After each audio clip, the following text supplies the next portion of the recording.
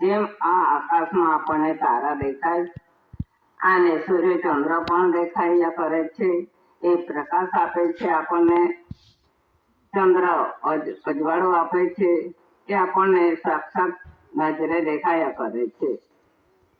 એ શું ખુલાસો કરે છે, જે રીતે આ આપણો દેહ ખરો ને, આ શરીર ખરો, એમાં પણ આ આપણું માથું છે એ આકાશ રૂપી છે. માથું એ આકાશમાં જે રીતે આપણને આકાશમાં સૂર્ય અને ચંદ્ર દેખાયા કરે છે ને, તે જ રીતે આ આકાશમાં આપણને સૂર્ય અને ચંદ્ર મૂકી આપ્યો છે સર્જનહાર બાપે. આ રીતે દાદાએ ખુલાસો કરીને બધાનો ફેસલો કરી આપેલો છે. સૂર્ય ચંદ્ર આ આકાશમાં પણ મૂક્યો છે, કેમ કે બે આંખ આપી છે.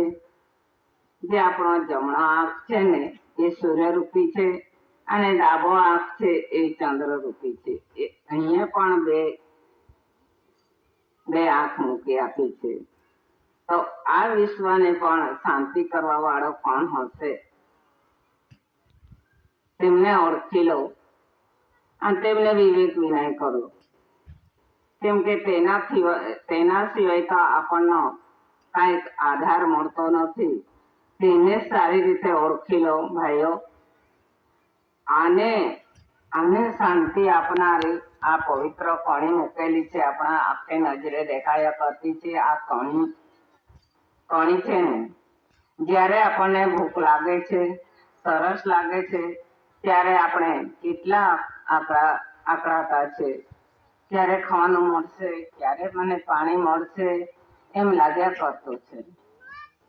શરીરમાં ગરમી જેવી લાગે અને શરીર ઢીલો પડતો જાય છે, એવું આવે છે ભાઈઓ. અને થોડીક વારમાં આપણને જે કાંઈ ખાવાનો ખોરાક મળી જાય ને, ખાવાનું મળી જાય, પાણી મળી જાય, આપણે ખાવાનું ખાઈ લેતા છે અને પાણી પી લેતા છે, તરત જ આપણને શાંતિ મળી જતી છે. આ શરીરમાં એકદમ ઠંડક અને શાંતિ મળી જતી છે. આ જે સર્જનહાર બાપા કરંટ આપ્યા કરે છે, તે કરંટમાં આ કણીમાં સમાવેશ થાય છે. અને આ કણીનો આધાર લઈએ એટલે આપણને શાંતિ મળી જતી છે. આવો દાદાએ ખુલાસો કરી આપેલો છે ભાઈઓ. તેથી કરીને આ શરીરને આ રીતે શાંતિ મળે છે.